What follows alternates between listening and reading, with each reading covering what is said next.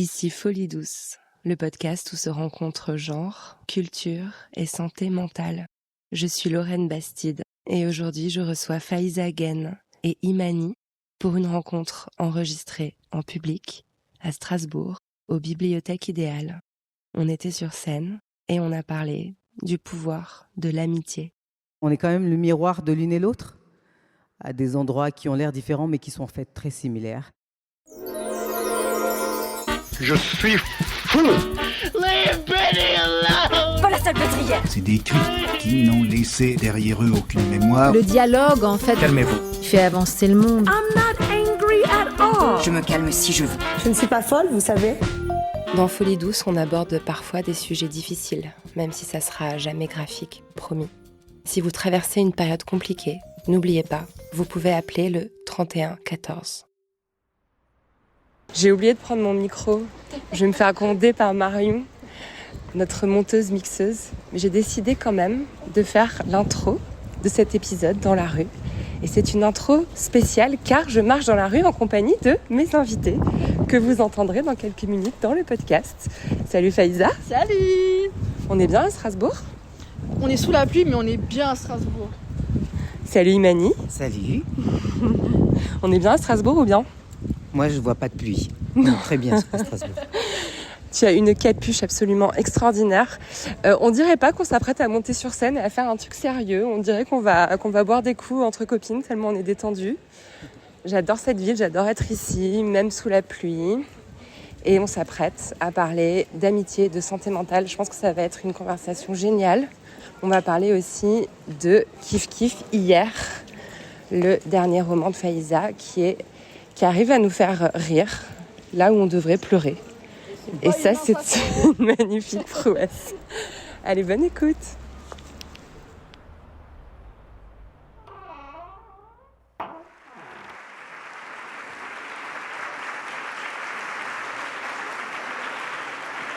Bonsoir tout le monde.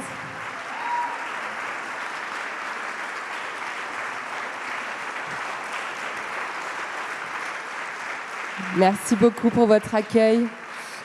Bonsoir les bibliothèques idéales, c'est un plaisir d'être là et je voudrais commencer par remercier l'organisation du festival parce que je vais oublier de le faire à la fin, alors que c'est très sincère.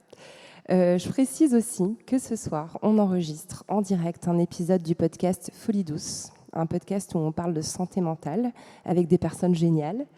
L'épisode sera diffusé dans quelques semaines, donc à chaque fois que vous allez rire ou applaudir, ça sera enregistré. Donc merci de tout donner. On fait un test pour voir.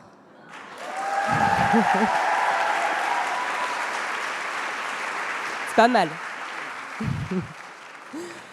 Alors ce soir, je suis accompagnée de deux femmes exceptionnelles. Bonsoir Faiza Guène. Bonsoir. Bonsoir.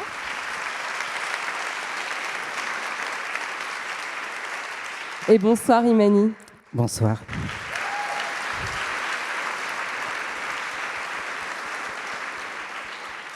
Je vais commencer par brièvement vous présenter l'une et l'autre. Donc Faiza, tu es écrivaine. Tu viens de publier Kif Kif hier, point d'interrogation.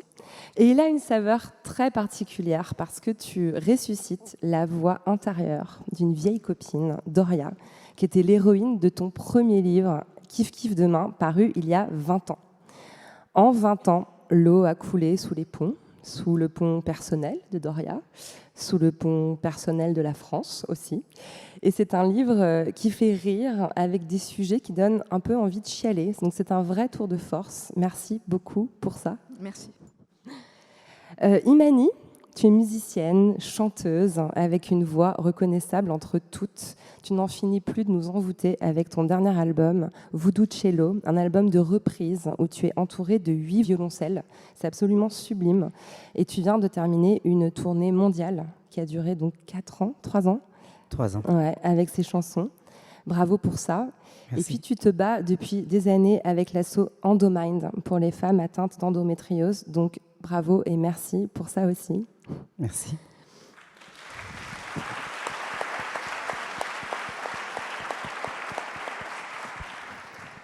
J'étais très touchée qu'on me propose de vous avoir toutes les deux sur scène avec moi à Strasbourg ce soir. Déjà parce que je vous ai reçu dans La Poudre, mon podcast d'avant, et que je vous connais bien. Et aussi parce que vous êtes des vrais amis. Genre la demande d'être ensemble, c'est pas fake, c'est vraiment réel, une volonté d'être côte à côte sur cette scène. Et l'amitié, c'est un élément fondamental quand on parle de santé mentale. Il y a des études très sérieuses qui ont montré qu'avoir des amis proches limite concrètement le risque de dépression, d'anxiété et de maladies chroniques. Donc montrer des belles amitiés, les ériger en exemple, en représentation, c'est un geste de santé publique. Et c'est aussi un geste subversif parce qu'on vit dans une société où tout joue plutôt contre l'amitié. Mais je ne vais pas trop spoiler la rencontre. On va attaquer par la seule question qui compte vraiment. Comment allez-vous ce soir? Genre, vraiment. Faiza, tu es prête à te lancer? Je suis prête. Je vais bien. Je dirais même hamdoulilah. Je me sens vraiment bien. Et je suis vraiment d'autant plus en forme que je suis entourée de deux femmes que j'aime beaucoup et que j'ai la chance de partager la scène avec Imani. Et voilà, et qu'elle m'a manqué. Donc vraiment, je vais très bien ce soir. Imani? Moi aussi, je vais bien. Je suis un peu crevée, en fait, si je dois dire la vérité. Je suis contente d'être là parce que, du coup, je peux voir Faiza. C'était ma voisine avant. On se voyait même pas si souvent que ça, mais au moins, c'était ma voisine. Je la savais à côté. Et maintenant, elle est partie à Marseille, à l'autre bout de la France. Et, à hurler au premier rang. Il y a des Marseillais. Et donc, de la revoir, ça m'a redonné de l'énergie, parce que là, on arrive. Je déteste le dernier jour de la semaine. On est quel jour? Vendredi? Non, on est jeudi. On n'est même pas vendredi. C'est pour ça que je déteste le jeudi, parce que c'est pas encore vendredi. Et tu vois, il reste encore du temps pour se reposer le week-end. Donc, je vais comme ça. Donc, je ne sais pas si vous avez compris, mais... Tu vas comme un jeudi. Je vois ce que tu veux dire. Comme un jeudi. Ça va comme un jeudi, ouais. Là, concrètement, je donne un peu les coulisses. Vous venez de passer plusieurs heures, toutes les deux, à vous retrouver. Je vais employer un mot horriblement sexiste, mais on est entre nous, à papoter. Ça vous procure quelles émotions, concrètement, si on se penche sur ce que ça fait de retrouver une vieille amie à qui on peut tout dire, qu'on n'a pas vue depuis longtemps? Vous êtes dans quel état après cette conversation? En fait, j'ai été très frustrée qu'on soit interrompu. Oui, c'est ça. Parce qu'il fallait venir là. C'est plutôt ça, en fait. Avec Faiza, on parle tout le temps quand on se voit. Et comme en plus, souvent, on n'a pas le temps, c'est chrono en main, et on essaie de rentrer tous les sujets dans le temps qui nous est imparti, non? Ouais. Et on essaie d'organiser la discussion. Souvent, je dis, s'il te plaît, vas-y, toi, parce que moi, je suis nulle, je vais dans tous les sens. On essaie vraiment d'organiser les sujets, tu sais. Et on n'y arrive jamais. On n'arrive pas. Oui, vous ne tenez pas le plan. Non. C'est une belle tentative. Exactement. Alors, l'amitié, c'est aussi un bon thème pour la rencontre parce que Doria, l'héroïne de Kif Kif hier, c'est vraiment l'amie retrouvée, pour citer un autre monument de la littérature. C'est l'amie des lectrices qu'on était impatient de retrouver. D'ailleurs, elle a déjà 700 followers sur Instagram. Doria la Malice, dans tout le livre, elle nous invite à la suivre sur Insta. Donc, je suis allée voir si elle avait vraiment un compte. Et oui, elle a vraiment un compte. Donc, allez follow Doria la Malice sur Insta. Est-ce que c'est aussi une amie retrouvée pour toi, Faiza? Ouais, et c'est en fait, si je dois faire cette métaphore avec le personnage, franchement, c'est une amitié qui a été une amie que j'ai un peu malmenée au début. Ça veut dire comme ce serait un coup de foudre amical, ensuite un moment très intense, très fusionnel, et je lui ai tourné le dos pendant quelques années parce que après le succès du premier roman, Kif Kif demain, on m'en a beaucoup parlé. J'y revenais sans cesse et à un moment donné, j'avais envie de m'en libérer d'une certaine façon, de faire autre chose, d'être lu, entendu pour autre chose que Kif Kif demain. Ça a été à un moment donné, je voulais plus en entendre parler quasiment. Et c'est moi qui suis allée la chercher. Même presque, je peux dire, je lui ai demandé pardon, quoi. Je l'ai ramenée à la vie en me disant, en fait, c'est la meilleure manière pour moi de faire le bilan de ces 20 dernières années, d'aller ressusciter un peu sa voix. Donc, si on doit faire cette analogie, en tout cas, je pense que c'est une amie qui a été précieuse, que j'ai un peu laissé tomber et que je suis retournée chercher. Qui a été peut-être aussi un petit peu envahissante, si je peux me permettre de filer la métaphore. Parce peu que, toxique. pour rappeler, pour les personnes qui n'étaient pas là il y a 20 ans, ça existe. Voilà, Kif Kif Demain, ça a été un succès colossal, pratiquement 500 000 exemplaires vendus, traduits en 25 langues. On a beaucoup raconté l'histoire de ce succès phénoménal. Je ne veux pas qu'on y revienne encore une fois. Écoutez l'épisode de La Poudre, il est très complet à ce sujet. Mais le problème, c'est qu'on t'a aussi beaucoup assimilé à elle. On t'a confondu avec elle. Comme parfois une amitié un peu trop fusionnelle, on se retrouve à perdre sa propre identité. Est-ce qu'il n'y avait pas un peu de ça dans ta volonté de la mettre de côté et de l'oublier pendant quelques temps ? Oui, peut-être c'était parce que j'avais même pas eu tout à fait le temps de savoir ce qu'était ma réelle identité, parce que je l'ai écrit à l'âge de 19 ans, je l'ai publié à l'âge de 19 ans, ce roman. Donc, et puis bon, il y avait un ensemble de choses qui font que j'ai été aussi confondue avec mon personnage pour des raisons plus concrètes. C'est une jeune fille originaire de banlieue qui est d'origine maghrébine, donc c'était forcément moi, c'était forcément un alter ego. J'ai eu du mal à mettre cette distance aussi, de dire simplement c'est de la fiction. En conscience, j'ai écrit un personnage, et donc ça a été difficile pour moi aussi de démêler ça.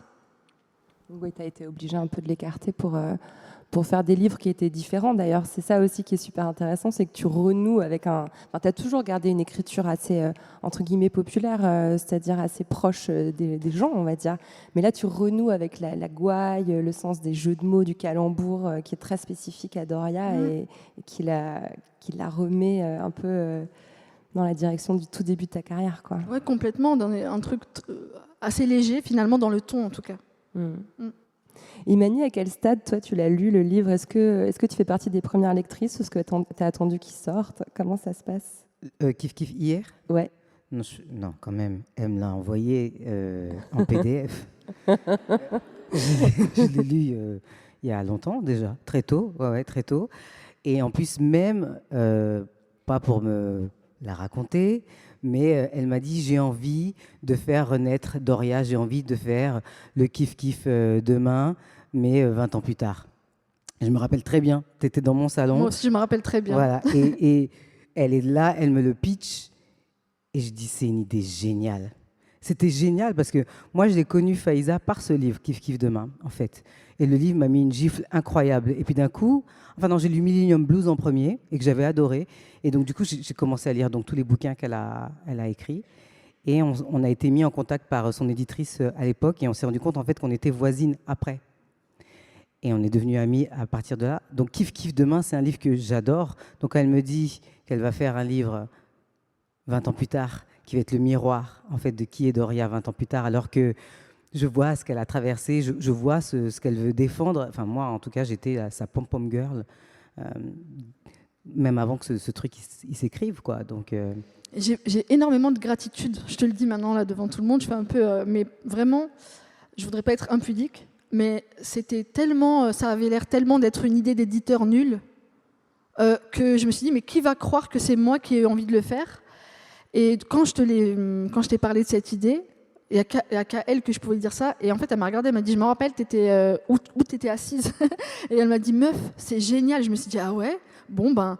Et franchement, c'est ça qui m'a donné la confiance d'aller au bout de l'idée. Donc, des fois, il faut en parler. Voilà, en parler. Et puis qu'une meuf géniale te dise que c'est génial, c'est cool. Oui, et une meuf qui aurait aussi pu dire, c'est pas une bonne idée, oublie. Ah oui, je l'aurais dit. Mais je ne l'aurais pas dit brutalement, par contre. J'aurais essayé de trouver la forme, j'aurais dit, est-ce que tu es sûre, pourquoi tu veux le faire ? Je te jure que tu me l'enlèves de la bouche. J'allais dire, elle aurait posé la question. Oui. Elle m'aurait regardé comme ça avec ses yeux, elle m'aurait dit, est-ce que tu es sûre ? Non, parce qu'en plus, je ne détiens pas la vérité. Je peux trouver ça nul et être complètement à côté de la plaque. Donc, c'est mieux de poser la question à l'autre. Et que lui, la personne, en tout cas Faiza, elle aurait eu la réponse pour elle-même. Elle aurait pu me dire, mais j'en suis sûre parce que... Elle aurait peut-être réussi à me convaincre. Mais c'est vrai que je trouvais ça génial. Enfin, combien d'auteurs ont la possibilité de revenir sur leur œuvre majeure et d'en faire le bilan ? Et nous, on a grandi avec elle. Donc, on a envie de savoir ce qu'est devenu Doria en réalité. Donc, j'ai trouvé ça génial, ouais. elle a eu C'est une raison de le idée faire. géniale, et puis d'autant plus que les sujets de Kif Kif demain, voilà, qui étaient en train d'émerger, tous les questionnements sur les quartiers populaires, le racisme, etc., sont des sujets qui ont pris une place colossale dans la société française depuis 20 ans. Et le regard de Doria, rétrospectif sur les 20 ans qui viennent de se produire, avec les événements de 2015, etc., ça rend les choses d'autant plus riches sur le point de vue aussi politique autant que fictionnel. Donc clairement, j'aurais dit pareil. C'est une idée de génie, vas-y meuf. Mais comme quoi, c'est aussi important. Je pense que l'amitié, elle a un peu ce rôle-là aussi, quoi. Une amie sincère, dont on sait qu'elle va pas nous mentir et nous encourager, ça peut nous aider à débloquer des projets qui pourraient rester verrouillés en nous pendant des années avant qu'on ose les sortir. Et pour parler de la santé mentale de Doria, je me rappelle quand j'ai commencé le livre, je me suis dit, est-ce qu'elle va avoir encore un psy ? Parce que dans Kif Kif demain, elle allait voir un psy. Elle avait 15 ans. C'était un psy, je crois, scolaire, qui lui avait été un peu affecté par le service public, quoi. Et étrangement, dans Kif Kif hier, je me rends compte qu'elle est à la recherche de cette psy. Alors qu'elle a 35 ans maintenant. Pourquoi avoir voulu ressusciter le fantôme de la psy de Kif Kif demain, et pourquoi la Doria de 35 ans, au fond, a besoin de retrouver sa trace ? Bon, il y avait tout simplement l'envie de donner des nouvelles de cette relation à cette psy, parce que quand même, elle est allée voir une psy sous la contrainte, en quelque sorte, de ses professeurs. Donc, c'était pas une démarche de sa part. Et j'avais envie de raconter comment, même si ça n'a pas duré une éternité, ce moment où elle a parlé, où elle a été entendue, alors il y a eu des maladresses certainement, mais quand même elle a parlé de sa situation à quelqu'un d'étranger. Et j'avais envie de montrer comment ça l'avait impacté, mais comment on peut pas à 15 ans comprendre et savoir exactement comment ça nous impacte. Donc il fallait ces 20 ans de recul pour lui faire dire que ça a été bénéfique pour elle. C'était ça que j'avais envie de faire. D'ailleurs, elle la cherche sur Facebook parce qu'elle pense que c'est le réseau social des gens de l'âge de la psy pour dire ce qu'ils ont sur le cœur. Dont elle craint la mort, hein, précisons-le. Voilà. Et c'était aussi une façon de... Il y a son spectre, ça veut dire qu'elle a gardé des réflexes de l'époque où elle a parlé. Et elle dit vraiment concrètement, avec ce recul, oui, ça m'a donné... qu'est-ce qu'elle emploie comme expression ? Quelques tips de cavalière sur le cheval de la vie, dans son sens de la vanne caractéristique. Oui, et aussi elle dit que du coup, avoir vu une psy, ça a fait que tu lis toujours entre les lignes, même quand il n'y a pas de ligne. Voilà, c'est tout. Mais aujourd'hui, elle n'en voit plus. Elle n'en a plus Non. besoin. Ça, c'est pas ce que j'écris. Je pense pas qu'elle en a plus besoin, Ouais. mais en tout cas, au moment du livre, elle en voit plus. Ouais. Est-ce que l'écriture du livre, elle a eu quelque chose de thérapeutique pour toi en termes de santé mentale ? Est-ce que tu y as trouvé une sorte de relâchement, de défoulement ? J'ai toujours du mal, franchement, à lier l'écriture avec la thérapie, alors que je sais que beaucoup de gens qui écrivent considèrent ça comme une forme de thérapie. Pour beaucoup, ils parlent de nécessité, de besoin, et ça, c'est quelque chose que j'entends. Mais moi, en tout cas, j'arrive pas à lier les deux. J'ai besoin d'écrire, je sens qu'il faut que j'écrive à un moment, quand ça vient, quand je sens que ça vient, mais c'est l'endroit où je laisse pas filtrer, je crois, dans cet espace, ce qui me fait mal, quoi. C'est comme si c'est l'endroit de la transformation, donc c'est l'espace de la liberté, de la joie presque. Pour moi, c'est une forme de récréation. Et après, parfois, dans la vraie vie, en dehors de cet espace, je sens l'impact de ce que j'ai écrit. Mais c'est après, c'est pas pendant. Sur cette dimension, sur l'écriture, la création thérapeutique, qu'est-ce que tu penses, toi, Emmanuel ? C'est intéressant. Oui, c'est intéressant. Je comprends ce que tu dis sur la transformation, parce que je ne l'avais jamais réfléchi comme ça. Moi, je trouve ça thérapeutique. Je trouve que la créativité, d'une manière générale, ça soigne. En tout cas, moi, je le vois comme ça. C'est-à-dire que, par exemple, j'ai une petite fille qui a 5 ans, qui dessine tout le temps, qui n'aime pas quand je ne suis pas à la maison, et donc qui va pleurer et qui va être malheureuse. Et mon astuce, c'est de lui dire, prends toute ta tristesse et fais-moi un beau dessin. Et en fait, souvent, ça la calme, elle me fait un beau dessin. Mais parce que c'est ce que moi aussi je fais, c'est-à-dire que j'essaie de mettre ma tristesse ou ma joie, peu importe, mais comme on parle de guérison, j'ai l'impression que la créativité, ça soigne. Mais quelque part, ça rejoint aussi ce que dit Faiza, c'est-à-dire qu'à l'intérieur de la transformation, on ne se noie pas dans la tristesse. On écrit avec. On n'est pas en train de dire « je suis triste ». Ce n'est pas ce qu'on est en train de dire. Mais du coup, cette tristesse, elle se transforme et elle devient un texte. Et pendant ce moment-là où on est dans la transmutation, on ne souffre plus. Et du coup, on guérit. Même si c'est juste le temps de l'écrire, quoi. C'est comme ça que moi, je vois les choses. Comme une mise en suspens de la douleur, quoi. C'est pas juste une mise en suspens où tu la reprends, c'est que tu utilises la douleur pour aller ailleurs. C'est transmuter la douleur et en faire quelque chose de plus beau. Et forcément, tu sors de là, tu as écrit, tu te sens mieux. Même si tu n'as pas écrit sur cette douleur, tu t'es appuyé de cette douleur pour arriver à ton texte. Et elle est là, la guérison, je pense. Tu parles de l'émotion de la tristesse. Il y a de la tristesse dans Kif Kif hier, mais il y a aussi une sorte de colère. En fait, sous l'humour et les bons mots et les calembours de Doria, moi j'entends la colère de Faiza. C'est aussi la question que je me suis posée. Est-ce que finalement, parfois on dit que l'humour c'est la politesse du désespoir. Est-ce que Doria joue pas un peu ce rôle-là aussi pour toi, espèce de clown qui te permet de sortir de façon un peu plus agréable des choses que tu auras envie de cracher à la gueule de la France, quoi. Oui, parce que c'est évident que l'écriture de ce roman intervient dans un moment où, si ce n'était pas par le prisme de ce personnage en particulier, j'aurais écrit un truc beaucoup plus amer, beaucoup plus radical dans la manière, quoi, beaucoup plus dur, certainement. Elle me permet quand même de garder une forme de joie. Et pour moi, ça fait partie de la résistance.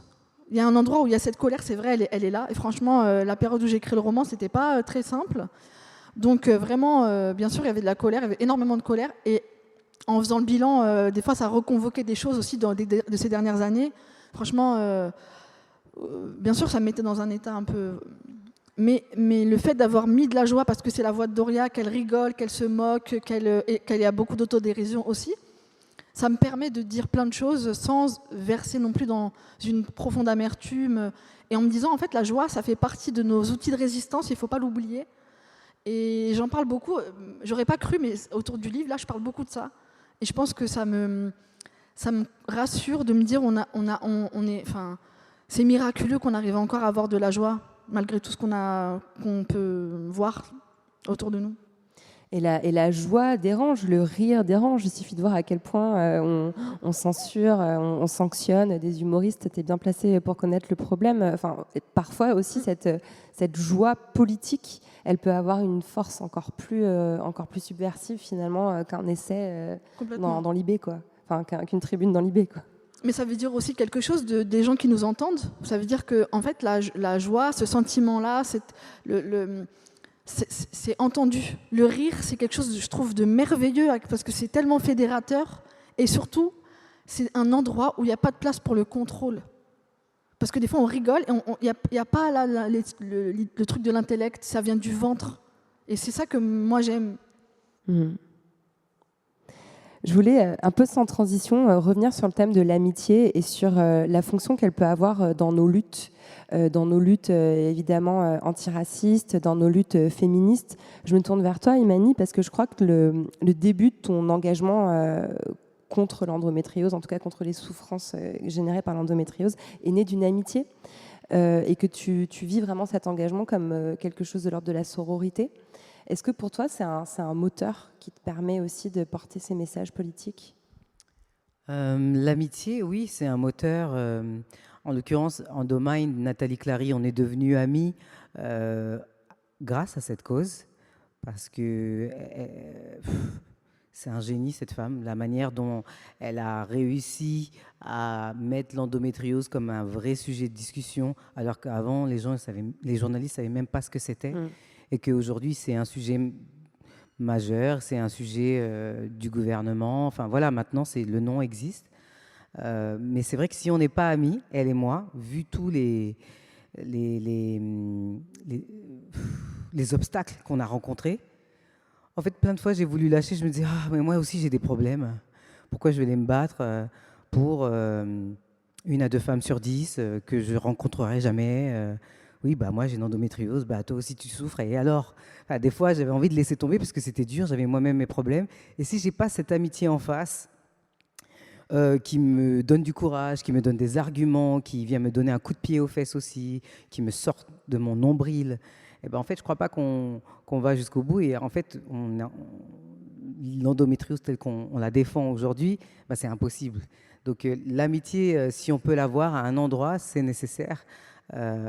Et avec Faiza, il y a de ça aussi parce que, d'accord, je fais de la musique et d'accord, elle écrit des livres, mais on s'appelle avec nos doutes, avec nos découragements, avec nos histoires de maman. Et chacune, on est quand même le miroir de l'une et l'autre, à des endroits qui ont l'air différents, mais qui sont en fait très similaires. Et si j'ai pas son amitié, en fait, je ne sais pas comment j'y arrive. Je ne sais pas. Donc, elle est pas nécessaire, elle est vitale, je pense. C'est trop beau. Vous êtes hyper émus l'une comme l'autre. Je vous vois très, très habitée. Moi, ça m'émeut aussi par ricochet. Alors, si on essaye de faire un peu de philosophie, finalement, qu'est-ce qu'on trouve dans l'amitié qu'on ne trouve pas dans l'amour ou qu'on ne trouve pas dans la famille ou dans les relations de travail? Qu'est-ce qu'elle a de si spécifique sur le plan émotionnel, ce type de lien? Moi, je trouve qu'on fait beaucoup d'injustice à l'amitié. On ne dit jamais un chagrin d'amis, par exemple. Mais c'est des relations qui sont fondamentales. Et moi, je les trouve plus... comment dire? Je ne sais pas, il y a quelque chose sur le temps, en fait. J'ai l'impression que y a pas que la question du temps dans l'amitié, elle se pose vraiment différemment de toutes les autres relations. Qu'il y a quelque chose qui ne peut pas se casser. Tu vois, il y a quelque chose qui est... Même des gens qu'on ne voit plus, avec qui on a été amis, on peut les retrouver et ne pas se parler pendant des mois, des années. Et il y a quelque chose qui peut se continuer. Or, je trouve que, par exemple, dans une relation amoureuse, dans d'autres types de relations, c'est difficile de recréer le lien. L'amitié, c'est comme un truc très automatique, quoi. Il y a un truc, c'est comme hier. Et c'est vrai que je trouve que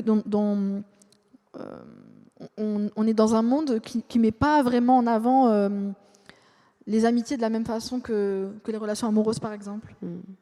C'est vrai qu'une vraie amie, on n'a pas forcément besoin de répondre à son message tout de suite, alors qu'un amoureux, une amoureuse, si on ne répond pas, c'est la cata, quoi. Par exemple. Le système, en fait, il ne t'autorise pas vraiment... l'amitié, c'est un peu dérangeant parce que l'amitié, c'est un espace de liberté pure où on peut être soi-même. Une vraie amitié, j'entends. Il y a aussi l'histoire de l'acceptation et des attentes. Moi, je n'ai pas du tout les mêmes attentes avec mes amis qu'effectivement avec mon partenaire. J'attends qu'il fasse ceci, qu'il soit comme ça avec moi. Alors que mon amie, elle peut être chiante. Voilà, elle peut être un peu prenante. Je la connais, je sais qu'en ce moment, elle est comme ça, mais je sais que ça va passer. Il y a un truc d'acceptation dans l'amitié qu'on n'autorise pas à l'amour. Et donc, si on laissait plus de place à l'amitié dans le système dans lequel on est, qui veut nous contrôler, qui veut nous faire dépenser, qui veut nous faire douter, eh bien alors, le système, il a beaucoup moins de force. Si nos relations elles étaient plus calquées sur l'amitié, moi, je pense. Et c'est pour ça aussi que le système, il laisse un peu l'amitié au placard en disant « mais t'as pas besoin d'amis, il faut que tu fasses des gosses, il faut que tu trouves l'homme de ta vie. » Voilà. Et à ce moment-là, on rentre dans d'autres prisons, tandis que l'amitié, c'est un espace de liberté. T'es pas d'accord? Tellement. Mais... ouais.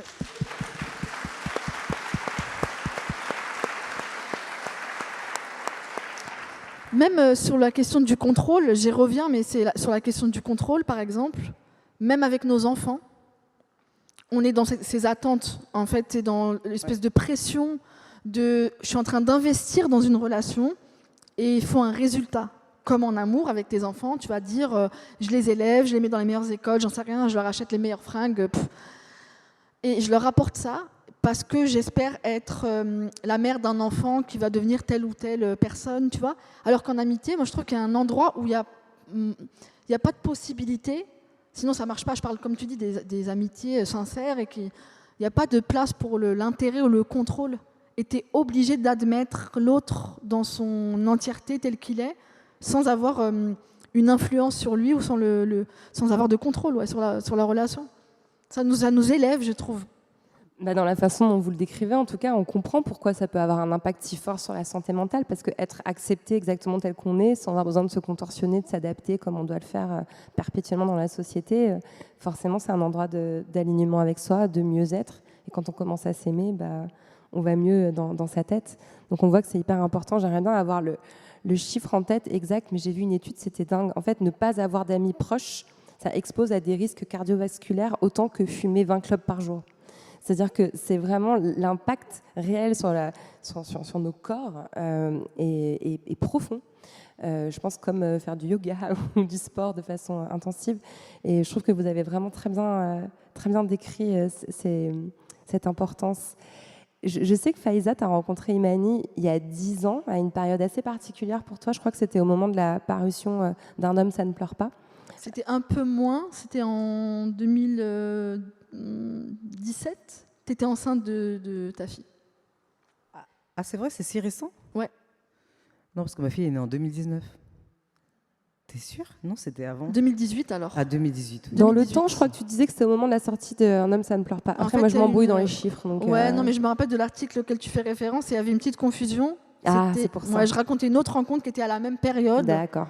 Mais Un homme, ça ne pleure pas, c'était 2014. Et pour moi, il y a une sorte de, à partir de là, une rupture dans ma vie avec, par rapport à plein de choses.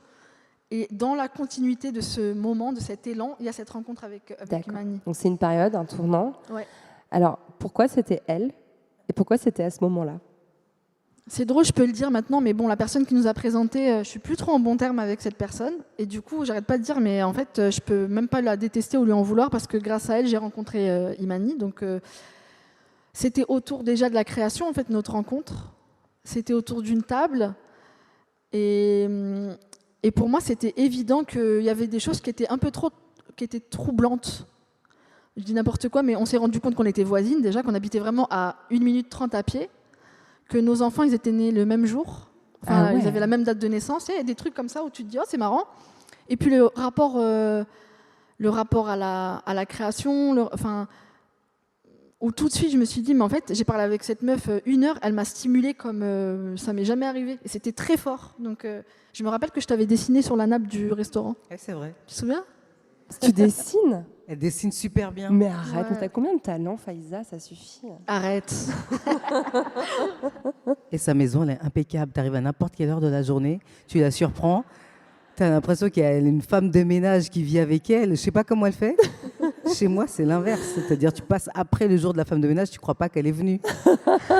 Et elle, c'est incroyable comment elle tient sa maison. En plus de tout ça, je sais pas comment elle fait. Franchement, elle dessine super bien. On inverse la tendance parce qu'on est dans le même hôtel là. Donc, et en fait, c'est le contraire. Aujourd'hui, c'est ma chambre qui est complètement bordélique et la tienne qui est archi bien Oui, rangée. mais parce que je savais qu'elle allait venir dans ma chambre.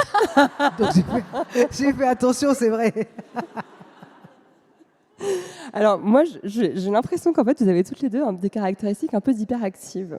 Et il y a un truc qui m'a mis la puce à l'oreille, c'est cet article dans un journal suisse qui s'appelle Le Temps, où tu parlais de ton amitié avec Imani, Faiza, et tu parles de ces discussions sans fin où vous essayez de lutter ensemble contre votre tendance à la procrastination. Donc il n'y a que les hyperactifs qui ont l'impression de procrastiner tout le temps alors qu'elles font plein de trucs. C'est ça qui m'a donné la puce à l'oreille parce que je suis pareil. Quels sont les tips que vous partagez concrètement? Est-ce que vous avez avancé sur cette lutte qui est quand même une lutte commune à beaucoup de monde? Qui aimerait apprendre à moins procrastiner ici? Voilà, il y a beaucoup de mains qui se lèvent. Tu veux commencer? Non? Ok. Déjà, la procrastination, j'ai l'impression qu'il faut l'accepter. Souvent, la procrastination, c'est cette espèce de voix tyrannique intérieure qui nous dit « t'es nul ». Qu'est-ce que tu fais à regarder cette série? Tu devrais travailler, faire ceci, faire cela. Nanana. Et au moment où tu fais faire ceci, faire cela, tu travailles, t'es nul, tu devrais te reposer. Tu vois. Et donc, tu es toujours en train de procrastiner quelque chose. Soit c'est le repos, soit c'est le travail. Et j'ai l'impression qu'il faut accepter cette tendance qu'en fait, on ne peut pas être partout. Ça, c'est le premier type. Et le deuxième type, c'est peut-être... Là, c'est mon nouveau truc. Je ne sais pas si ça marche, mais j'essaye de faire... Procrastination, ça a à voir avec le temps, en fait. Et tu es toujours en train de te dire, j'ai pas le temps, j'ai pas le temps, j'ai pas le temps, j'ai pas le temps. Mais en vrai, t'as jamais le temps parce qu'en fait, 24 heures, aujourd'hui, c'est 24 heures demain, c'est 24 heures dans 10 ans. C'est toujours, en fait, le temps, lui, il est toujours là, le même. Et j'ai l'impression que c'est une histoire de priorité. Les grosses priorités contre les petites priorités. Et combien de temps tu donnes à tes petites priorités. Et si tu prends 2 secondes, le temps de dire, OK, pour arriver là, j'ai besoin d'arriver à faire ce genre de priorité, peut-être qu'en fait, le temps, tu l'as. Le temps, tu l'as, mais c'est le temps que tu consacres aux petites priorités qui font que tu n'arrives jamais à atteindre ce que tu as envie de faire. Voilà, c'est ça que je me dis et qu'on se dit. Et j'ai perdu beaucoup de temps à trouver ce mécanisme, c'est sûr, mais c'est ça, j'ai l'impression que le problème, c'est jamais le temps, le problème, c'est les priorités. Voilà. Vous faites ce fameux tableau là qu'on nous a appris à faire, genre important, urgent. Ce qui est important et urgent, on le fait tout de suite. Ce qui n'est pas important, pas urgent, on le fait pas. Oui, mais en fait, moi, le tableau, je le fais pas, mais des fois, je m'arrête et je me dis, attends 2 secondes. Est-ce que vraiment regarder pour la 17e fois cette vidéo sur ce chat qui est sur un scooter, tu vois, ça va m'aider à terminer ce titre que je dois rendre. Enfin, tu vois, des fois, tu dois t'arrêter. Tu fais, est-ce que vraiment c'est la priorité là maintenant? Et en fait, ça te calme. Ouais. Mais la procrastination, en fait, en vérité, je pense qu'il faut accepter que tu ne peux pas faire les choses au moment où tu aurais envie de les faire parce que des fois, tu es fatigué, tu es cramé, c'est pas le bon moment. Il faut juste t'accepter, quoi. La procrastination, peut-être qu'on en a besoin, peut-être, je ne sais pas. Je crois que je ne vous ai pas aidé, je ne vous ai donné aucune réponse, vraiment. En fait, ce que tu questionnes un petit peu son existence, et je pense que tu mets le doigt quelque part. Finalement, la procrastination, c'est une culpabilisation de se reposer, alors qu'on a le droit de se reposer tout simplement parfois, quoi, de ne pas être productif, en fait. Cette injonction à la rentabilité permanente, ça nous met là-dedans. Donc, oh là là, je devrais faire tellement plus à mon âge, je devrais avoir ça, j'en devrais être là. Et en fait, il est là le problème, c'est que on est là sur Terre vraiment pour rendre des trucs avec des deadlines, tu vois. Je sais pas, aide-moi parce que. Faiza. Non, mais en fait, c'est vrai qu'on a eu souvent ces discussions. Moi, je sais que par exemple, on a souvent parlé, je sais pas si tu t'en rappelles, mais je t'avais donné, j'ai une image qui me venait un moment. Quand on avait ces conversations sur la procrastination, sur le fait de ne pas réussir à faire tout ce qu'on voudrait faire, parce que on a des vies, voilà, on est toujours très occupé entre la vie de maman, la vie d'artiste, et bref. Et j'avais cette image avec le jeu, une espèce de jeu qu'on peut voir dans à la foire du trône ou je sais pas quoi, dans les fêtes foraines, où tu as un marteau et des espèces de taupes qui sortent. Et moi, j'ai toujours l'impression que quand j'ai frappé un marteau, je me dis « Ah, c'est bon !» Il y a une autre taupe qui sort de quelque part. Donc, soit je suis une bonne maman, j'ai frappé le marteau sur la taupe de la maman, ou de l'artiste, ou de l'ami, ou de la fille, Et en fait, je suis jamais... Elles me rendent dingue. Il y en a toujours une qui sort de quelque part, et je suis toujours incomplète. Toujours un endroit où je ne suis pas à jour, quoi. Il y a un truc comme ça. Et je sais que nos discussions, par contre, elles ont eu vraiment le mérite d'accepter que... par exemple, quand tu viens chez moi et que tu me dis mais c'est hyper rangé, qu'est-ce que tu racontes? Et que moi je dis ouais désolé parce qu'en fait c'est le bordel, alors que bon en fait c'est pas trop le bordel. Ça m'a vraiment. C'est juste jamais le bordel. Je suis venue la veille de son déménagement. C'est vrai. Je veux dire, Les cartons classés par ordre de taille. Voilà. Pardon. Non mais c'est vrai que du coup ça m'a décomplexé sur pas mal de choses parce que tu dis que c'est une histoire de hiérarchie. Et c'est une histoire aussi de s'écouter. Il y a un truc avec s'écouter soi-même aussi, où avant, c'est vrai que voilà, ça fait partie des choses que je dirais que tu m'as apprises, c'est à s'écouter. Et si par exemple, je sais pas moi, un soir, j'ai pas pris le bain à la petite, mais parce que j'avais envie d'écrire et que fallait que j'écrive un truc tout de suite, tu vas me dire, mais et alors, elle va pas mourir si elle est pas lavée? Je vais me faire, ouais, j'avoue, c'est vrai. Et ben, tu vois, ou si la maison n'est pas rangée comme ça devrait, c'est pas grave parce qu'il y a quelque chose de plus important à ce moment-là. Et franchement, je pense que la réponse à ce truc de procrastination, d'abord, qu'est-ce que c'est la procrastination pour des femmes dans nos situations? C'est juste, en fait, ce temps de procrastination, concrètement, c'est quoi? C'est pas un temps où on fait rien, c'est pas vrai. C'est un temps où on fait autre chose que ce qu'on pense qu'on devrait faire. On n'en est pas là, en fait. On n'est pas au truc de se tourner les pouces avec les pieds sur la table. C'est même pas ça. C'est terrible, hein, tu vois. Et du coup, d'abandonner aussi en route, sur le chemin de l'amitié, on abandonne pas mal de complexes et de culpabilité commune. Donc c'est pas mal. Ouais.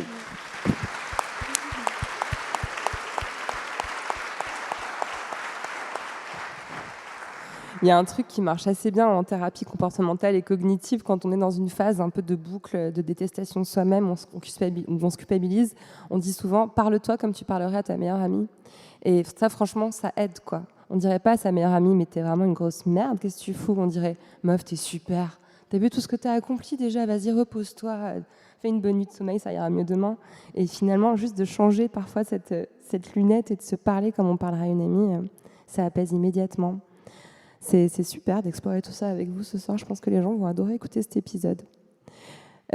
Imani, tu as parlé publiquement du fait, il y a quelques années, et j'espère que c'est OK pour toi que je le réévoque à nouveau ce soir, que tu avais fait un gros burn-out à un moment après un énorme climax dans ta carrière. D'ailleurs, c'est très courageux de l'avoir fait parce qu'il n'y a pas beaucoup de personnes qui acceptent de parler de ces coups de mou publiquement. Et parfois, quand on va mal, on est dans une situation plutôt de repli. En fait, souvent, on aurait besoin de parler à ses amis, mais c'est très difficile de le faire. Moi, je sais que parfois, quand une amie répond pas, c'est pas qu'elle me fait la tête, c'est qu'elle va pas bien. Parce que moi, de mon côté, j'ai souvent été la personne qui laissait les messages en vue parce que j'étais incapable de répondre. Est-ce que toi, dans cette période de difficulté, tu as ressenti ce besoin de repli, ou est-ce que tu as su te tourner vers les amis, ressources que tu avais? Bon, c'est les deux, hein. En plus, moi, vraiment, c'est mon caractère. C'est-à-dire que j'ai été élevé par un père militaire. Donc, on n'avait pas tellement le droit de se plaindre. Et c'est pas quelque chose que je sais faire. Donc, c'est vrai que quand ça va mal, mon réflexe, c'est de me replier, c'est de me taire, c'est de me cacher, en pensant naïvement que je vais y arriver toute seule. Et puis, de temps en temps, il y a un texto de Faiza qui arrive. Hey, qu'est-ce qui se passe? Qu'est-ce qui t'arrive? Bonjour. Et elle, en plus, elle n'est pas en train de se dire j'ai pas de nouvelles d'Imani et ça va mal, parce qu'en fait, il y a des périodes très longues où en fait on est juste sous le feu et on peut pas. Mais en fait, il y a aussi un truc avec l'amitié qui est de l'ordre de l'intuitif, où quelque part les vrais amis ils sentent, sans savoir, que c'est le moment d'envoyer un texto en disant et comment ça va? Et en fait, c'est à cet endroit-là, c'est une perche. Des fois, ça peut être juste ça va. Et en fait, avec des amis, ok, puis on va commencer à se raconter nos vies. Et assez vite, il y a un déclic qui se fait. En fait, moi, j'en suis là et ça va pas. Et on se parle. Et donc, la phase de repli, elle peut pas durer trop longtemps quand on a vraiment des amis. Parce qu'ils vous oublient pas. Au bout d'un moment, ils vont juste vous demander comment ça va. Et ils vous ouvrent une petite porte. Et en fait, vous vous rendez compte que vous avez envie de dire que ça va pas. Et donc, quand moi, j'ai fait ce burn-out, oui, tu arrives vraiment à l'époque de ce burn-out. Oh non, ça m'énerve.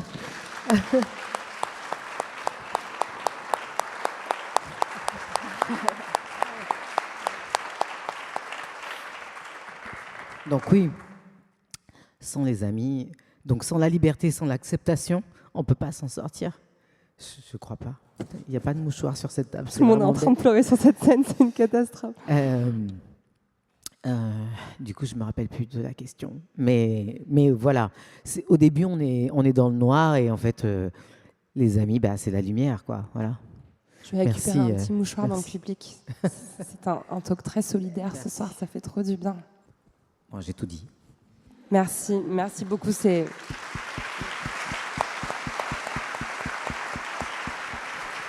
Merci de partager ça avec nous.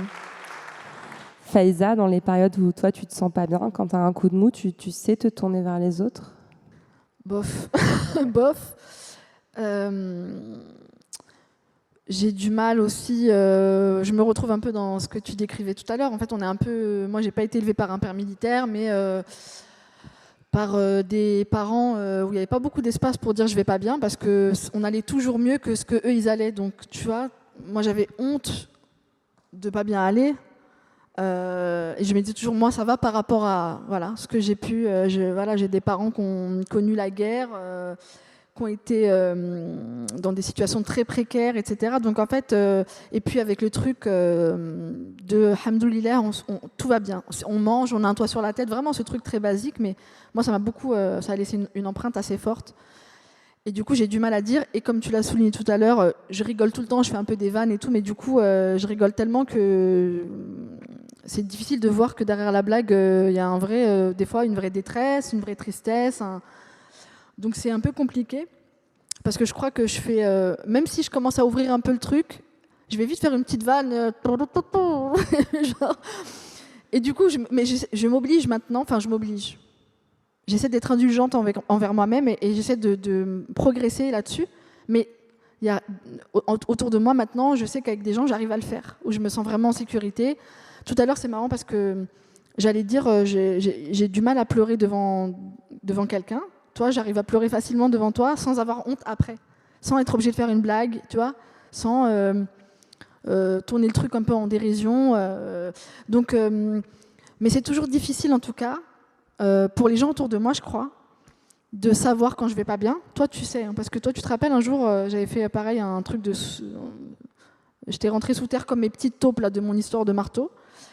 Et tu m'as dit, je me suis inquiétée pour toi, il y a un truc qui va pas. Tu te rappelles? J'avais le Covid. Ah oui, ça y est, je me souviens. Ouais. Ouais. Parce qu'il y a vraiment, dans les gens qui s'aiment, il y a un truc intuitif. En fait, tu sais, des fois tu rêves des fois. Et des fois, c'est juste, tu te dis, ah, tiens, j'ai pas de ces nouvelles depuis longtemps, ça peut pas être bon quand même. Elle a dû traverser des trucs. Et en plus, bon, après on se connaît, je sais qu'elle va pas m'appeler en disant, ah, en fait, ça va pas, viens me chercher. Ça n'arrivera jamais. Donc, mais je ne le ferai pas non plus, ce qui est vraiment stupide. Il faut qu'on travaille là-dessus. Ouais, parce qu'on a quand même un problème en commun à résoudre, je crois, là. Voilà. Ouais, mais vous avez aussi des structures psychiques qui se ressemblent. C'est aussi ça qui est beau dans l'amitié, c'est que aussi parfois on rencontre une âme en fait avec laquelle on peut être vulnérable parce qu'elle a les mêmes vulnérabilités et cet effet miroir a un effet de relâchement, quoi. Je pense que vos cerveaux sont peut-être un peu faits pareil en vous écoutant et en vous voyant, même si vous êtes aussi différentes dans plein d'approches. Ouais, c'est vrai. On est un peu fait pareil. On est fait pareil parce que on vibre exactement au même niveau. Et ça fait du bien en fait. Parce que quand on passe, je sais pas, je connais un peu la réponse, mais je vais pas parler à la place de Faiza. Mais moi, toute ma vie, je me suis senti un peu un ovni. Vous voyez, et donc je me suis toujours demandé qu'est-ce que je fous là, en fait, ici. Par exemple, je suis d'une famille d'origine comorienne. Tous les Comoriens sont très petits. Et moi, tu vois, j'ai cette taille-là depuis la 6e. Et rien que ça, et cette voix, je l'ai depuis l'âge de 4 ans, par exemple. Et donc, je me suis toujours dit, mais je viens d'où? Et c'est compliqué et même d'être une artiste, d'avoir des idées, de les pitcher en face de gens qui sont là. Ouais, non. Et quand tu rencontres... violoncelle, vraiment. Oui, c'est exactement ce qui s'est passé quand je suis arrivée avec cette histoire d'octueur de violoncelle. Oui, je vais faire l'histoire d'une prêtresse vaudou qui raconte sa vie à travers la vie des autres, les chansons des autres, mais avec un octueur de violoncelle. Tout le monde a dit non, merci. Mais pas Faiza, par exemple. Faiza, elle a dit mais c'est génial. Mais bien sûr, 8 violoncelles, mais c'est normal et c'est évident. Et puis tu lui pitches et puis ça a du sens. Et en fait, tu t'acceptes toi parce qu'il y a quelqu'un qui te regarde, qui dit t'es pas du tout un ovni, regarde, on vient de la même planète. Et ça, c'est fort. On essaye de créer ça avec un partenaire amoureux, par exemple. On essaye, alors que clairement, il vient de Mars, toi tu viens de Vénus, donc laisse tomber. Mais avec l'amour, j'allais dire l'amitié, voilà, en fait, c'est de l'amour, en fait. L'amitié, c'est une espèce de parent pauvre de l'amour, alors que si nos relations amoureuses elles étaient plus basées sur l'amitié, on aurait certainement 10 fois moins de problèmes. On s'accepterait, on serait libre d'être heureux et d'être qui on est, tout en ayant cette relation après charnelle, sensuelle, tout ce que vous voulez. Mais je veux dire, il faudrait que l'amour, elle soit d'abord basée sur l'amitié. Je pense que même c'est supérieur à cet amour romantique. C'est marrant parce qu'en plus, il y a quelque chose de, je trouve, sur la complémentarité que je trouve toujours plus juste à l'endroit de l'amitié que de la relation amoureuse. C'est la moitié, pas l'amitié. Jeu de mots de merde, il y en a plein dans le livre. C'est très Doria, ça. Ouais. Mais il y a un truc vraiment où je trouve qu'il y a un endroit de la complémentarité que je trouve plus fort. Ouais. D'ailleurs, sur la complémentarité, ça me permet de reglisser vers le livre Faiza. L'amitié est présente dans le livre, vraiment. Et ce qui est intéressant, c'est que Doria, en gros, elle a 2 amis dans le livre. Amoudi, qui est vraiment le vieux pote qu'elle connaît depuis l'enfance et qui a viré complotiste border. Voilà, il regarde beaucoup de conneries sur YouTube, on va pas se mentir. Et Rita, sa voisine Kato, avec qui elle a pas grand-chose à voir sur le plan culturel et pourtant qui est toujours là pour la soutenir dans les moments difficiles. Et j'ai trouvé ça super intéressant en fait. Je me suis dit que c'était peut-être une petite leçon aussi donnée à la France en passant sur l'amitié qui peut aussi finalement nous relier quand on est extrêmement différents. C'était ça l'idée? L'idée, c'est aussi de raconter les liens qui ne sont pas du tout mis en avant. Parce que des amitiés comme ça qui ont l'air improbables, il y en a plein, en fait on en a plein. Si on regarde tous autour de nous et qu'on dit ton ami le plus improbable, la relation la plus improbable, t'en as une qui te vient immédiatement en tête, sur laquelle tu n'aurais pas misé, ou même si on te demande mais comment ça se fait que ça marche, tu es incapable de répondre à la question. Et cette femme, donc Rita, le personnage de Rita, c'est comment on arrive, si on se débarrasse de tout ce qui nous obstrue le regard, à regarder les gens tels qu'ils sont. Et franchement, je trouve que on en parlait tout à l'heure, mais quand on parle de tout ce qui nous sépare, tout ce qui est mis en place pour nous séparer les uns les autres, d'abord, je trouve que moi, c'est un truc qui me rend triste. Donc, pour le coup, là, je crois profondément à la rencontre avec l'autre, et je crois qu'il y a un ensemble de choses qui sont des structures systémiques, nous empêchent d'aller les uns vers les autres. Créer des relations verticales. Et du coup, pour moi, Rita, c'est génial parce que, pour le coup, c'est sa voisine, littéralement. Et en fait, elle est contrainte de la rencontrer par la proximité géographique. Et du coup, elles sont contraintes de dépasser leur... Il y a une solidarité féminine qui se met en place. Il y a quelque chose de l'ordre de même...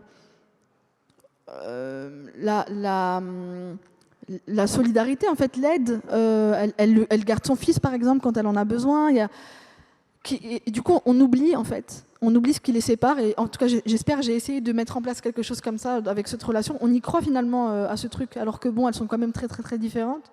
Mais oui, on y croit complètement. Et puis c'est vrai qu'en plus, Doria, elle traverse une période difficile. Enfin, elle est en pleine séparation. Elle trouve en fait du soutien tout naturellement par la vie quotidienne, parce qu'effectivement, il y a des histoires d'enfants. De nourriture, c'est à travers le lien quotidien finalement que se tisse leur amitié. Et le livre, il raconte aussi avec énormément d'humour la boboisation de Bondy et de beaucoup de quartiers qui étaient autrefois des quartiers populaires il y a 20 ans, à l'époque de Kif Kif Demain, qui devient des endroits où on croise beaucoup de trottinettes électriques. Et c'est aussi le récit un peu d'un délitement. Il y a une certaine nostalgie dans la façon dont Doria déplore le fait qu'autrefois l'épicier du bas de la rue connaissait le prénom de sa mère et les habitudes alimentaires de toute la famille, et qu'il y avait quelque chose de très, très communautaire, mais dans le sens positif, parce que c'est un beau mot, le mot communauté, et c'est dommage de le dénaturer. Et que l'arrivée des bobos blancs dans le quartier rend tout beaucoup plus individuel. Donc ça fragmente en fait. Et en plus, c'est aussi des gens communautaires finalement. Ouais. C'est ça aussi, c'est que on a oublié ce qui était à l'époque aussi une forme de survie de ces populations très précaires. Moi, dont je faisais partie, j'ai grandi dans un quartier comme ça aussi à Pantin, et il y avait en fait tout un système qui se mettait en place pour compenser les politiques de la ville, les exclusions, les discriminations, toutes les situations qui étaient imposées par la société à ces gens, qui ont déjà été mis ensemble dans les mêmes lieux, etc. Et il y avait quand même quelque chose qui s'est fabriqué, de l'ordre pour moi de la magie, comme quand on voit une plante pousser au milieu d'une pierre, quoi. Il y a un truc qui était fabuleux, c'est qu'on a réussi à réinstaurer une forme d'ordre dans ce chaos, dans ce désordre qu'on vivait par ailleurs. Et donc, le truc, je vais dire un truc très commun et très sûrement caricatural, mais des voisins qui vont les uns chez les autres, qui se passent des plats, qui se rencontrent. Et en fait, cette population de bobos, franchement, je suis un peu... j'y suis pas allée de main morte. Mais ça nous a aussi coupés à cet endroit-là. Et en fait, finalement, je me rends compte que c'est des gens qui se sont pas beaucoup mélangés. Ils se sont imposés, ils se sont installés. Et en fait, on a parlé du vivre ensemble, et souvent j'en fais un peu une vanne en disant c'est plus le vivre ensemble, c'est le vivre à côté les uns des autres, et plus ensemble. Donc c'est un truc que je déplore, gentiment encore une fois, en me moquant un peu, mais... En inventant cette insulte suprême, j'adore, espèce de gentrificateur. Ouais. J'ai trouvé ça mais absolument, absolument mythique. Et ça montre aussi, encore une fois, l'aspect politique de l'amitié. Enfin, comme tu l'as rappelé, ce livre, il a été écrit et il est sorti aussi dans un moment de radicalisation en fait, de l'extrême droite, enfin de la droite en fait, en France, avec une montée ces dernières années des discours racistes et islamophobes. Est-ce que pour vous, il y a cette phrase d'ailleurs de Doria que j'avais notée, c'est toujours plus un stress d'être soi-même en 2024. Je trouve que ça a des résonances très fortes. Cette phrase, est-ce que l'amitié, ça vous semble aussi un moyen de mieux vivre, ça paraît un peu gentil, mais de traverser cette période où la haine en fait de l'autre est si présente à l'extérieur? Bah oui, c'est important parce que cette montée de la droite dont tu parles, c'est quelque chose d'extrêmement violent à vivre en fait. C'est traumatisant. Alors après, c'est de pire en pire, mais il y a plein de sujets dont parle Doria dans ce livre qui était là il y a 20 ans. Il était là il y a 40 ans. Et si vous voulez, il y a un truc avec la montée des extrêmes, donc de la violence, qui apparaît comme quelque chose d'extraordinaire aujourd'hui, mais qui est quelque chose de très ordinaire pour une grosse partie de la population, et depuis longtemps. Et donc du coup, il y a quand même, on se retrouve un peu souvent en état de stress, presque post-traumatique, pour nous-mêmes, pour nos parents. Et si on n'a pas des amis qui comprennent exactement ce qu'on traverse, c'est compliqué en fait. C'est compliqué de se lever le matin, c'est compliqué de ne pas frapper son voisin, c'est compliqué. Donc nos amis, on se parle, on déconstruit. Des fois, dans nos amis, il y en a qui disent des conneries, il y en a qui ont envie de faire des conneries, alors on se raisonne. Et puis des fois, il y en a qui ont envie de baisser les bras, alors on s'encourage.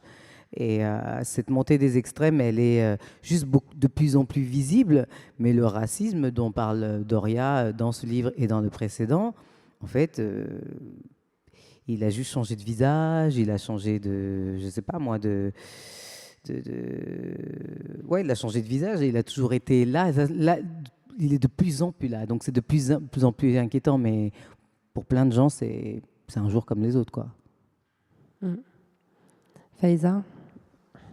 Moi, j'ai l'impression qu'il y a quelque chose qui était en sourdine, quoi, qui était là déjà.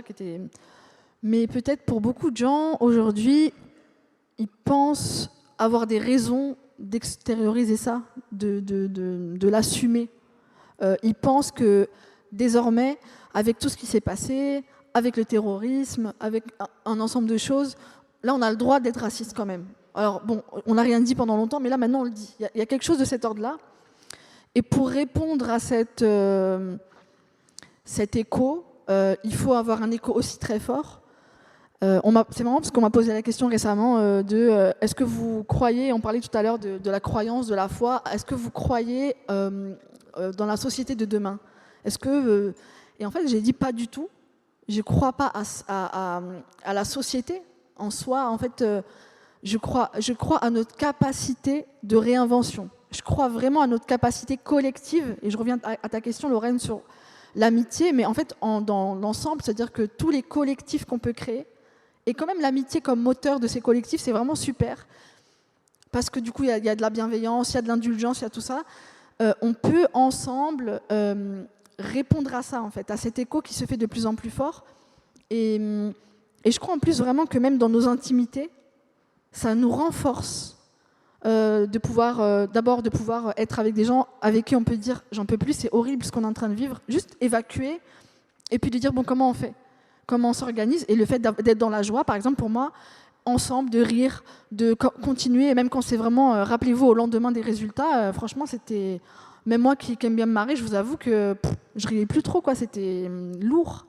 Mais très vite, et ben avec mes amis, on s'est dit mais en fait pardon, je l'ai dit un peu comme je l'ai dit à ce moment-là, mais tu sais, comme quand je parle des messages que je reçois sur les réseaux sociaux, des messages hyper racistes, en fait, ce qui m'aide vachement, c'est de les montrer, d'en rigoler, et de les trouver ridicules, de compter les fautes d'orthographe dans ces messages, etc. Donc, il y a un endroit où notre capacité de résilience dans nos amitiés, elle se trouve, je trouve, renforcée.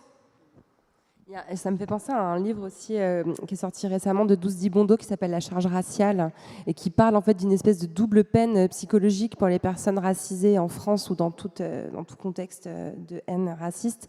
C'est-à-dire qu'il y a à la fois subir l'attaque mais aussi ne pas montrer qu'on subit l'attaque. Une espèce de nécessité de surtout rester entre guillemets digne et de montrer un visage inoxydable à la société.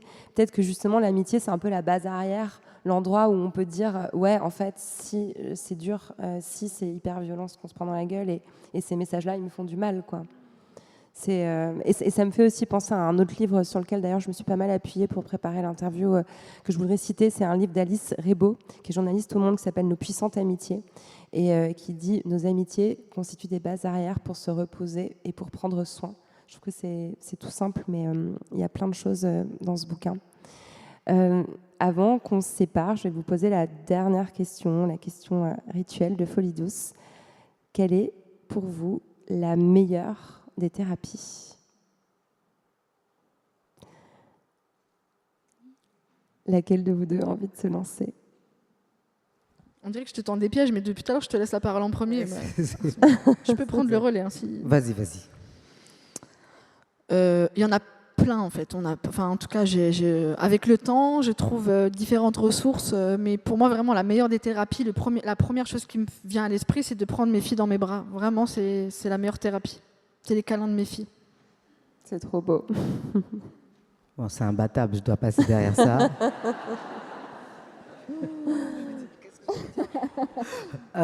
En plus, moi j'allais dire la musique, c'est hyper banal. Elle est chanteuse, la musique c'est sa meilleure thérapie. Bon. Mais et toi, t'as sorti les enfants. Oui, vous êtes dans le mais cliché c'est quand toutes les même deux. vrai. C'est quand même vrai, c'est-à-dire que c'est pas juste faire la musique, c'est trouver le morceau de musique qui vous galvanise, qui vous aide, qui vous répare. J'ai lu quelque part que quand vous sifflez, il est impossible de siffler et avoir des pensées négatives, par exemple. Mettez-vous à siffler, les gens. Allez, on tente. Et donc, le public siffler quelque Voilà. chose. Et en fait, c'est impossible de siffler et avoir des pensées négatives, neurologiquement parlant. Voilà, siffler.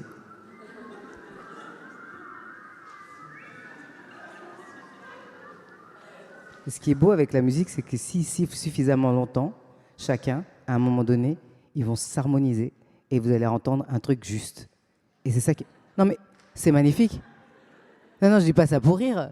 Je dis ça super sérieusement. C'est-à-dire qu'à un moment donné, vos cœurs, ils vont s'harmoniser d'eux-mêmes, alors même que vous n'êtes pas musicien et si ça se trouve, vous avez commencé chacun dans votre coin. Mais à un moment donné, si on vous laisse siffler suffisamment longtemps, vous allez être harmonisés. Donc vous n'allez pas chanter tous la même note, vous allez chanter des notes différentes qui marchent ensemble. Et en fait, c'est ça la vie. Si on vous laisse être qui vous êtes suffisamment longtemps sans que vous ayez à avoir des griefs entre les uns et les autres, eh ben, il y a une harmonie, il n'y a jamais de fausses notes en fait. C'est magnifique. Preach. Je ne sais pas comment j'en suis arrivée là.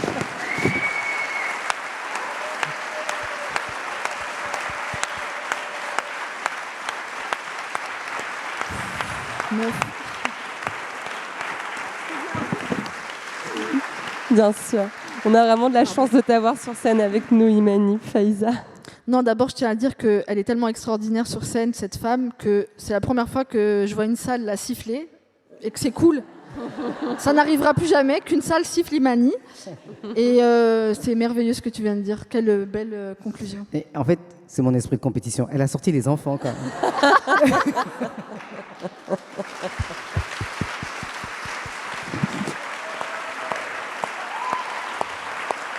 Je m'incline. Ça montre aussi qu'un bon ami peut aussi te charrier et te faire des bonnes grosses vannes et que c'est ça aussi l'amitié. Merci infiniment Merci à toutes les deux. beaucoup, J'ai Lorraine. passé un moment délicieux en votre compagnie. J'espère que vous aussi. Merci. Merci.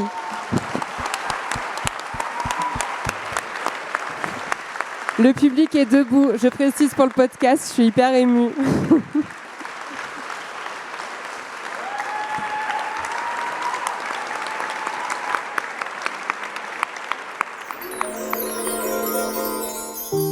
Merci à Faiza Guène et Imani d'être venus parler d'amitié, de leur amitié, dans Folie Douce.